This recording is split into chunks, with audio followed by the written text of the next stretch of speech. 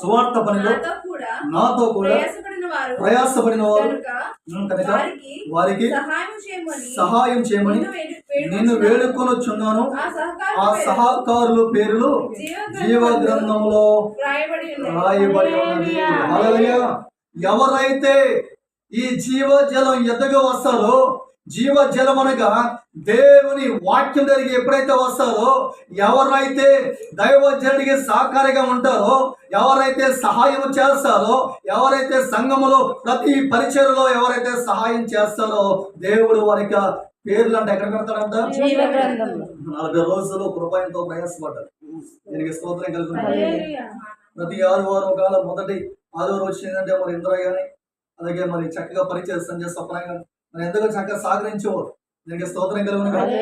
ఎందుకు చెప్తున్నానంటే ఇది నా ఒక్కడి పనే కాదు, కానీ ఇది దేవుని పని.